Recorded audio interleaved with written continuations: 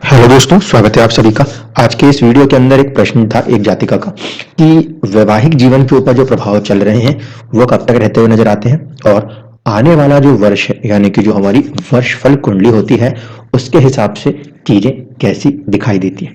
देखिए, सबसे पहले अगर किसी भी व्यक्ति के जीवन के अंदर जो एक लंबा समय तकरीबन तकरीबन हम ये कह सकते हैं 5 साल से लेकर 10 साल की अवधि को यदि हमें फ्रेम करना हो तो उसके लिए बेहतर है कि हम योगिनी दशा को सबसे पहले पिक्चर में लेकर आए, क्योंकि ऐसी स्थिति में लाइफ किस तरफ सबसे ज्यादा प्रेशर देने वाली है ये योगिनी दशा सिस्टम में समझ में आ जाता है।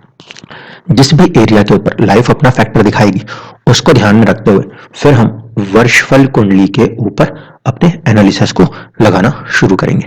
तो देखिए, ये जो कुंडली है इसके अंदर इस समय अवधि में अगर मैं बात करूं तो तकरीबन तकरीबन 2023 के मार्च से बुध की दशा योगिनी ने कार्य करना शुरू किया। जब बुध की दशा योगिनी ने यहाँ पे कार्य करना शुरू किया, इस स्थिति में हम ये कह सकते हैं कि जो ये 5 नंबर की राशि है जिसमें कि एक नक्षत्र आता है मूला नक्षत्र, उसने अपने आप को आगे कर दिया। अब ऐसी स्थिति में जब ये फैक्टर बनेगा कि मूला नक्षत्र लगन के अंदर उत्पन्न होगा तो उसके स्वामी केतु को देखा जाएगा, दूसरा पहले भाव के स्वामी को देखा जाएगा, तीसरा कि जिसकी दशा है उसको देखा जाएगा। तो यहाँ पर जब हमने कुंडली बनाई, ओरिजिनल जो जन्म कुंडली है व्यक्ति की वो तकरीबन तकरीबन इस तरीके से है, लेकिन जब इसकी योगिनी दशा सिस्टम में हमने इसको डेवलप किया तो 7th हाउस जो है वो प्राइम इंपॉर्टेंट हो गया, ठीक है, और जो ओरिजिनल लगन है वो भी 7th हाउस की तरफ शिफ्ट हो गया। पहले भाव का स्वामी सूर्य वो भी सप्तम में है। इसका मतलब यह है कि कोई एक चीज रहेगी जो कि वैवाहिक जीवन से जुड़ी हुई कनेक्शंस को दर्शाने की कोशिश करेगी, पहली चीज। दूसरी चीज कि यहाँ पे गुरु का भी प्रभाव है जो कि सप्तम भाव में सूर्य के साथ बैठे। इस लगन कुंडली के लिए गुरु जो है वो पंचम संतान और अष्टम यानी कि जो वैवाहिक कुटुंब होता है ससुराल पक्ष उसके साथ जुड़ाव को दिखाता है। केंद्र में स्थित है 2 ही ग्रह, एक सूर्य एक गुरु, और जो ओरिजिनल बर्थ लगन है वो भी सप्तम में। इसका मतलब है कि कहीं ना कहीं कुछ लंबे समय अवधि तक के लिए वैवाहिक जीवन का जो प्रभाव है उसके ऊपर कोई ना कोई चीज चलती हुई नजर आएगी, जिसमें साथ में साथ गुरु का संबंध यानी कि संतान संबंधित चीजें और अष्टम यानी कि आपके ससुराल पक्ष और पति की जो प्रॉपर्टी होती है वो सारी चीजें भी इसके अंदर कहीं ना कहीं आपस में मिक्सअप होंगी। अब यहाँ पे हम ये देखें कि दशा जो है वो बुध की चल रही है, बुध जो है वो कहीं ना कहीं छठे भाव में है। इसका मतलब ये स्थिति एक प्रकार से संघर्ष को दर्शाती है। दूसरी तरफ शनि जो कि सप्तम के स्वामी हैं वो छठे भाव में अपने भाव से सप्तम भाव से 12वें नजर आते हैं। ऐसी स्थिति में इस चीज के अंदर भी कहीं ना कहीं कोई ना कोई कमी, कोई ना कोई अड़चने, देर से काम बनना, ऐसी स्थितियां जीवन में देखने को मिलेंगी। तो योगिनी दशा के लिहाज से हम अगर देख रहे हैं तो एक काफी लंबे समय अवधि तक जो है ये चीजें कहीं ना कहीं प्रभाव देने वाली हैं।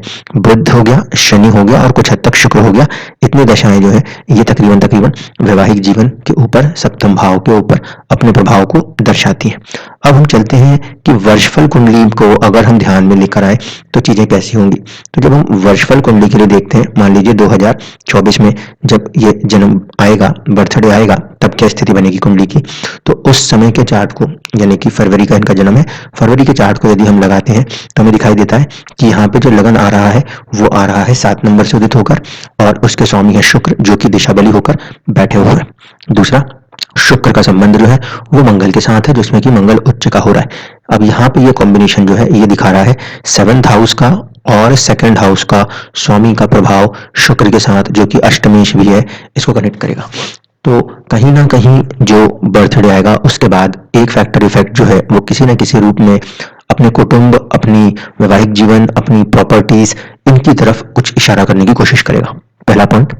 दूसरी कंडीशन में हम देखें तो कॉम्बिनेशंस क्या क्या बन रहे हैं।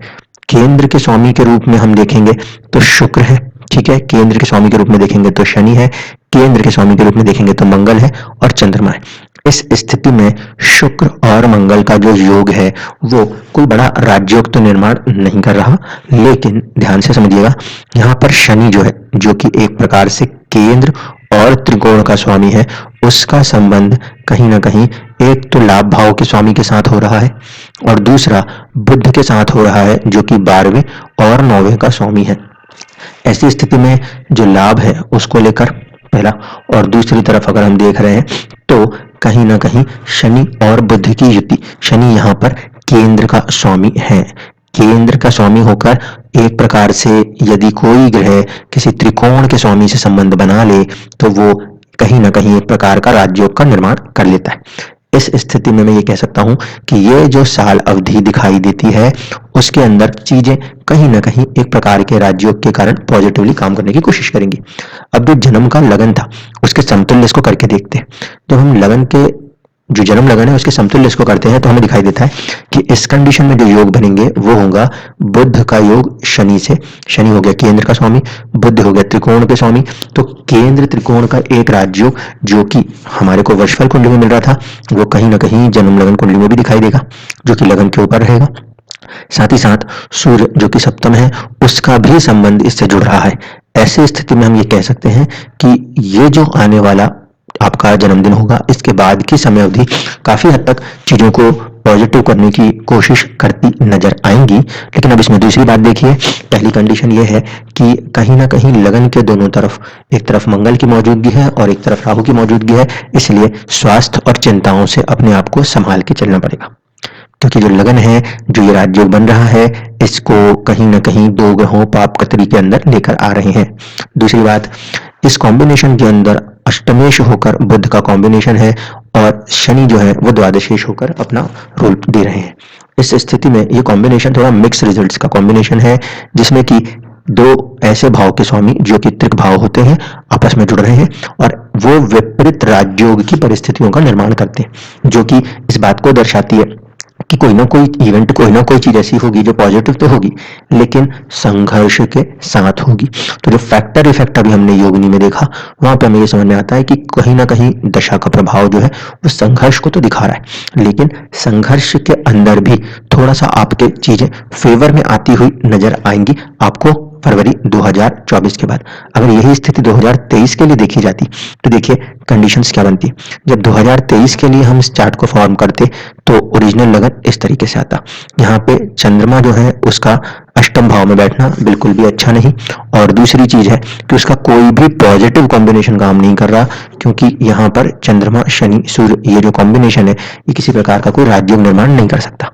राजयोग निर्माण करने की ताकत इस कुंडली में मंगल के पास है, लेकिन मंगल भी किसी के साथ योग नहीं कर रहा।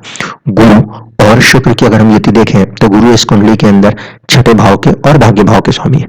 शुक्र जो है वो कनेक्ट तो कर रहे हैं एक तरीके से केंद्र और एक नवम भाव को और उच्च भी हो रहे हैं। तो ऐसे स्थिति में कुछ काम आपके प्रॉपर्टी रिलेटेड, सेविंग्स रिलेटेड, क्योंकि कहीं ना कहीं 4th हाउस इन्वॉल्व है, उससे किस्मत के साथ वो चीजें सॉर्ट आउट होने में एक संभावना बनती थी, लेकिन उसमें भी केतु की मौजूदगी आपको चुनौतियां दिखाती। जब हम इसी कुंडली को जन्म कुंडली के समतुल्य करते हैं तब देखिए ये कॉम्बिनेशन में चंद्रमा का शनि के साथ आना संघर्ष की स्थिति दर्शाता है। सूर्य और चंद्रमा का कॉम्बिनेशन फिर वही मैरिज लाइफ के अंदर चैलेंजेस को दिखाने लगेगा क्योंकि छठे भाव का स्वामी जिसके साथ जुड़ेगा वहां पर चुनौतियां दिखाने लगेगा। स्वास्थ्य में भी कोई ना कोई बाधा परेशानी दिखाने लगेगा। मंगल की मौजूदगी चौथे घर में, मंगल की मौजूदगी यहाँ पर गुस्सा, एंगर, एग्रेशन इन चीजों को दर्शाने लगेगी। बस एक प्लस पॉइंट था वो ये था कि लगन के दोनों तरफ जो थे वो शुभ ग्रहों की मौजूदगी थी जो कुछ हद तक आपको स्वास्थ्य में समर्थन प्रदान कर रहे थे।